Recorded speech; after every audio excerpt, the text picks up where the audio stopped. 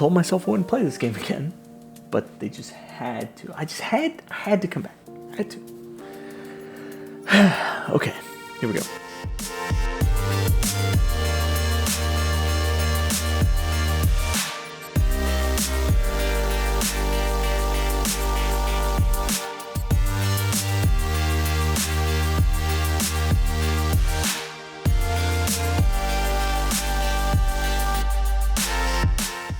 Underrail is a game that I have a love-hate relationship with. There are so many things about Underrail that make it so unique and interesting. At the same time, it has questionable design choices that really hinder the experience. The love-hate relationship. I love the game, yet feels like the game hates me. With this video, I'd like to discuss Underrail and why I think it's one of the most fulfilling games you can play, and why, despite my love for this title, I can't recommend it to just anyone. I'm gonna try and keep this video organized, but Underrail is such a rich game, packed with so much to talk about. I'll be discussing things as they come up, and I'll be going through in order as you progress through the game. I'll keep spoilers to a minimum, but there's a lot of revelations and secrets, so spoiling the game is quite difficult anyways. Really quick before we jump into creating a character, there are two types of XP systems in Underrail: Classic and Oddity. Classic is normal XP. Kill enemies, complete tasks, get XP, once you fill the bar, ding, level up. Oddity is a little different. You still fill a bar and ding when it fills, but you don't gain XP from kills. You get a little from quests, but the majority of your XP will come from artifacts you find. These artifacts are scattered all over the place. Sticks of old gum, divers' helmets, a deck of cards, dice, all kinds of random knickknacks. Both of these XP systems are fine. You can really take whichever one you'd like. For a while I enjoyed the Oddity system, but recently with my playthroughs I've been using the Classic XP system.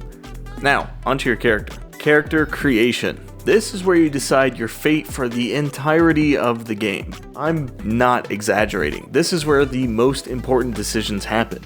Building a character in Underrail requires a lot of planning. Each time I've started up a new save, I've had to spend 30 minutes to an hour just planning a build out from this screen.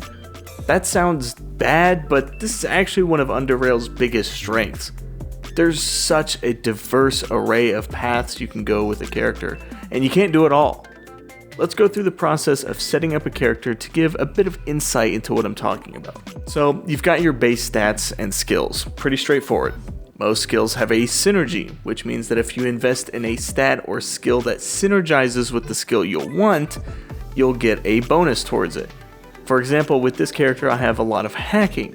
You can see here at the bottom I'm getting synergies from both electronics and intelligence. The orange number is the points I've invested in hacking, and the white number in the parentheses is my effective proficiency with the skill after my synergies are applied. There's synergies everywhere, and most of the time you don't even have to think about them. They just happen, and you end up getting quite a bit of free stats out of them. So that's one consideration when you're creating a character. The big one though are the feats. Feats are everything, and there are a ton of them. These range from more carry capacity to more shots in a burst with an automatic weapon, to converting movement points into dodge and evasion. When I say there's a ton of them, there's a boatload of them. Some are better than others, but the vast majority of them are very strong and very build defining. These are the main chase for your builds, and you get one every even level, so you'll have a lot of them by the end of the game. Many feats have conditions in order to actually attain them. This mostly consists of certain base stats and skills being of a certain amount. Because of this, you want to ensure that you have the necessary stats and skills for the feats that you want. It's this back and forth of looking for a feat you want, then making sure you're set up to get that feat when you reach that level. So that's the character building. It's a complicated process that takes a bit of time and learning to really wrap your head around.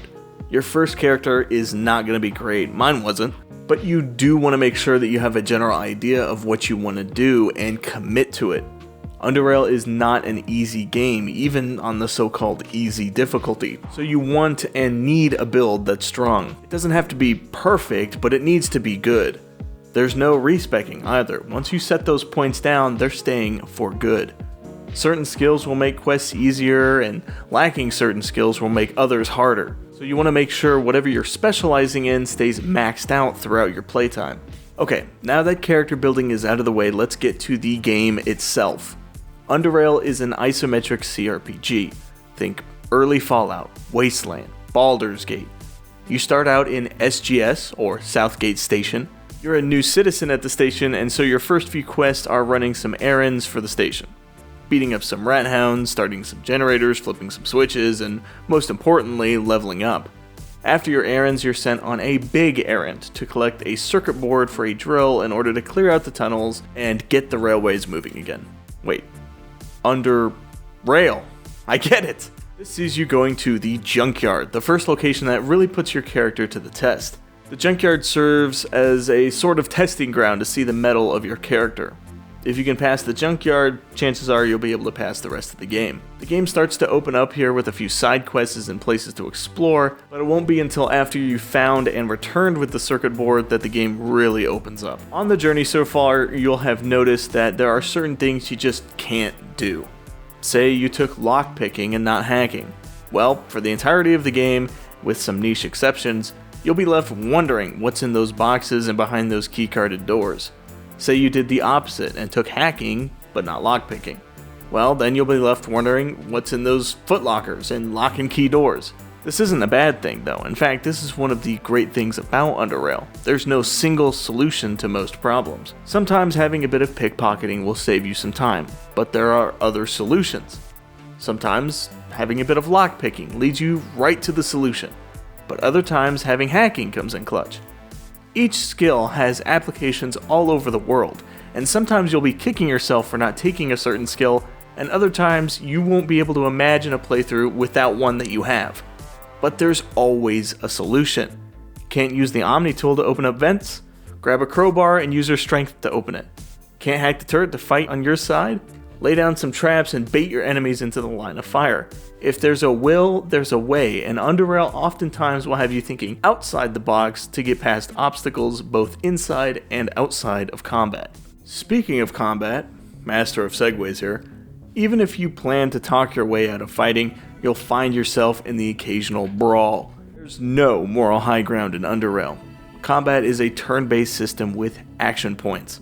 We've already discussed the wild amount of builds you can make with the skill and progression systems, so I won't go into details here, but just know that combat is hard. Underrail is not fair, and it's not pulling any punches. Especially early on, combat will almost feel like a chore. You barely make it out of some fights, and other fights feel like they're designed to punish you rather than to make you have fun. This is where most people are going to lose interest in Underrail. You start combat very early on, and you'll engage in a lot of it over the course of the game. This isn't Wasteland. This isn't Baldur's Gate. Underrail looks similar on the outside, but combat is much more than what it looks like.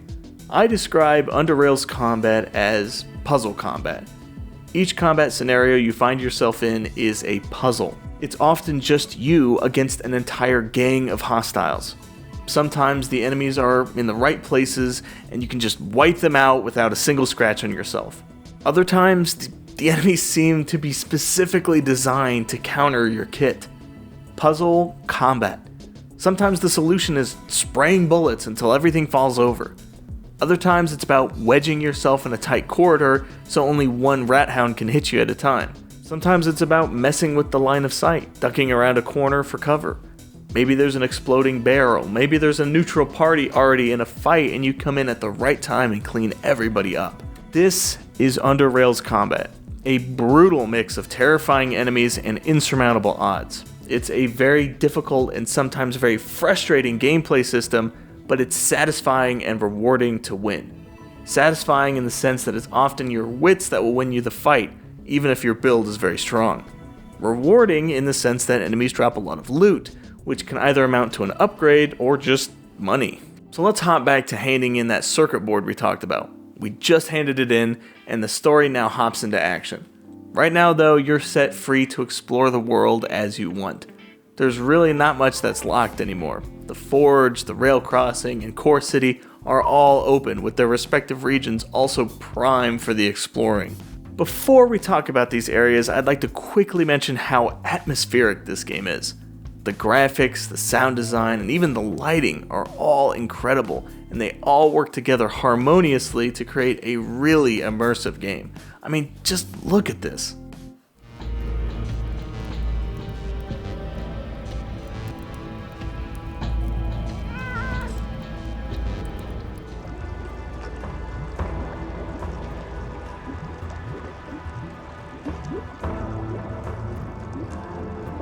This, with a pair of nice headphones, really sucks you in. So, the Forge. One of my favorite areas in the game, which highlights some of the best and worst of Underrail. There's a light murder mystery here, a secret vendor, an excellent continuation of the Abram quest line, and finally, and worst of all, the Beast quest. Let's discuss this Beast quest, as this is really one of Underrail's biggest issues. Quest design. Most quests in Underrail are fine. They're interesting, they're straightforward, and it more or less just points you in the direction of one of Underrail's many well-designed dungeon-like facilities. That's most quests. Some quests, however, are truly mind-boggling in their design. The beast is, well, it's a beast that is threatening the Forge. The object of the quest is to get rid of the beast. Talk to the guards that survived one of the beast attacks, and he'll tell you how the thing basically is indestructible. It's not actually, so the quest is about finding the beast's weakness, then exploiting it to eliminate the beast and save the Forge. Here is the process for completing this quest. Talk to Marcos and Saban to learn more about the beast attack. Quentin, the biologist at SGS, can help, but he needs a captured borer. Capture one and take it to him. Quentin then directs you towards Ezra. Ezra then wants a piece from a bladeling, so go back to the Forge and get one. Bring the piece back to Ezra and he'll tell you that the beast's weakness is extreme heat.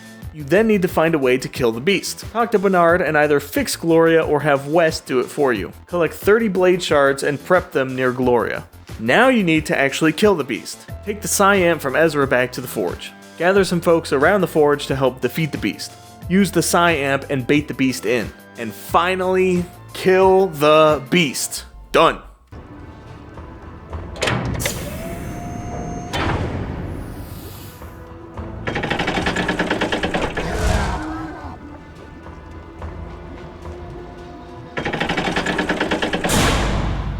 I don't really think more needs to be said. A simple premise made tedious and boring through a laundry list of steps. If you know what you need ahead of time, you can prep all the materials at once and cut some corners, but the process is still a long and painful one. There's also a similar quest in the Junkyard, which has you walking back and forth playing messenger for two factions nearly 4 times. Again, you can knock out a couple things at a time if you know what you need ahead of time, but that requires either a guide or extensive knowledge on that quest. When the game is this difficult, it's tough to pass on any quest, knowing that you're passing on all that XP that goes with it. I love the Forge area. There's a lot of great exploration and loot around here, but I absolutely hate this quest. On the opposite side of the map towards the north is Core City. Again, another brilliantly designed location from the audio to the visuals. I'm not going to continue talking about all the different quests you'll come across, but now I think is a good time to talk about the writing in Underrail. The writing is near perfection. Every character you come across is well written and has a whole personality attached to them, making them feel real and alive. The things they say are well written and fun to read, but there's also a lot of actions that take place in dialogue. The green text shows contextual movement and actions from the character, and it does a wonderful job in really immersing you in the game. Immersion. My favorite aspect of any game. I love just being able to get lost and involved in the worlds that games can create. I've already mentioned how Underrail's environments do a great job of setting the scene you're in. The Forge is very industrial sounding, with a red tint to your character portrait giving the sense of heat and discomfort. Then you talk to the locals and they complain about the air quality. Some of them cough uncontrollably and struggle to hold a conversation with you. Then you'd go and talk to the mayor and sheriff, and they wear masks and act if nothing is wrong. In Core City, the streets are packed with people, and you never know if one of them will try to attack you, kind of randomly. You talk to people and you can clearly tell there's people from all over the place. The way they talk or the accents that you can read. Can you read accents? I can't explain how you can read an accent, but they've done it here. Out of everything that Underrail does, from the great character building to the occasional frustrating combat and irritating quest design, the writing and the world building makes this game special. Underrail is oppressive, it's dirty, it's gross, the people are aggressive, they're constantly on edge.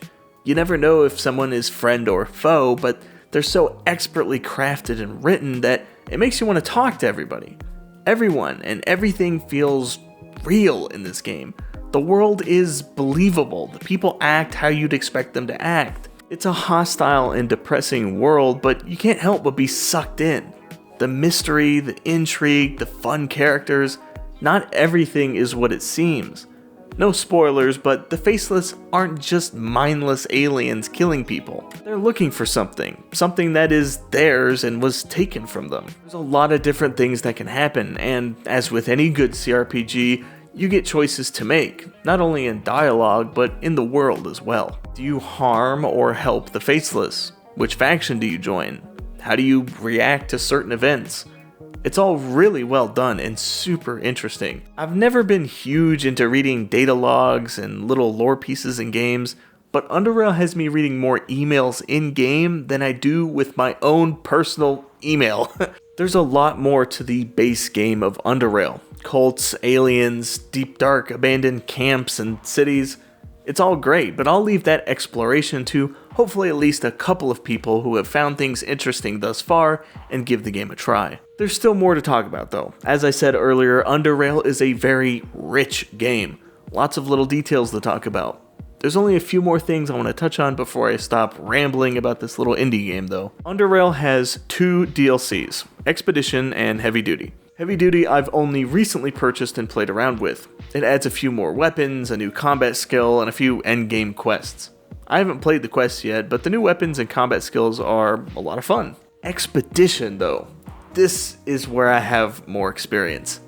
Expedition adds a lot, and I mean a lot of stuff. A whole new region, new jet skis to explore that new area, new psionic school, 3 new weapon types, a level cap increase, more feats, and specializations which give more stat bumps to your existing feats. I'm not going to go through everything, but I quickly want to discuss some last few mechanics and the campaign of Expedition. Once you get to Core City, you can embark on an aptly named expedition.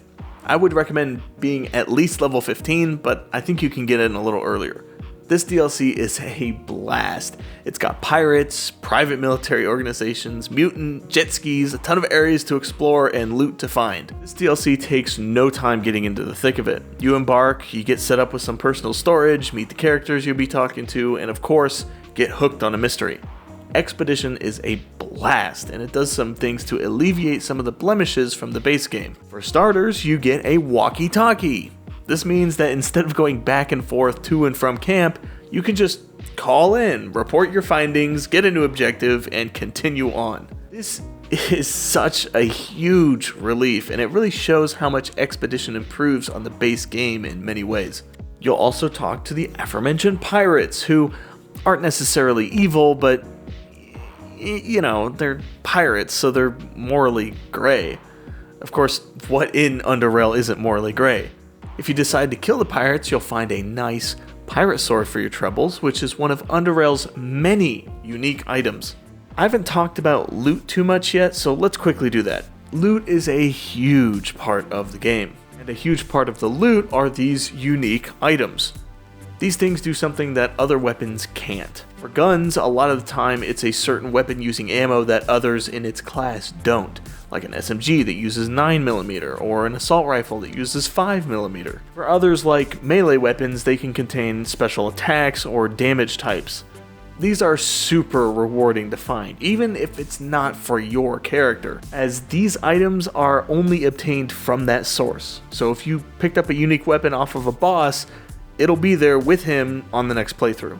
or that same box will have the same unique item next playthrough. If you find an item that interests you, you can build for it next playthrough and rush towards that item, which adds a layer of replayability to a game that is already replayable. The other big part of loot is crafting. Crafting in Underrail is pretty in-depth, but also pretty easy to do. You find a blueprint, collect the parts, then make the item. Pretty simple stuff, but there's a lot of flexibility with how you craft things. Take these two shields for instance. They were both crafted from the same blueprint, but I used slightly different and much better parts for one of them. Shield on the right has a better high frequency band, which does better against high velocity damage, like bullets and explosions. The one on the left has a better low frequency band, which makes it better for melee weapons and crossbows. This level of detail is in everything you craft. You can drastically change the effectiveness of your weapons and crafted items with better skills, better parts, and different parts and pieces. It's a very rewarding crafting system that takes a bit of learning to know what goes where, but it makes the random parts you find out and about much more exciting, as you know you'll be able to make it into something that's really strong. 3,600 words and 20,000 characters. I think I've said enough without spoiling too much. If what you saw here looks interesting and you have the patience to deal with the BS the game will inevitably throw at you, give Underrail a try. It's a very cheap game for what you actually get. It's an incredibly rewarding experience, both in terms of gameplay and writing. It's an incredibly immersive game that does a lot with the mechanics it has. There are a couple of puzzles that make you want to rip your eyes out. There's combat situations that feel designed to be unfun, quests that just waste your time for no reason, but underneath all of that is an incredibly rich game that delivers an experience unlike its CRPG peers. It's brutal, it's tough, it's painful, but it's a dominatingly good time.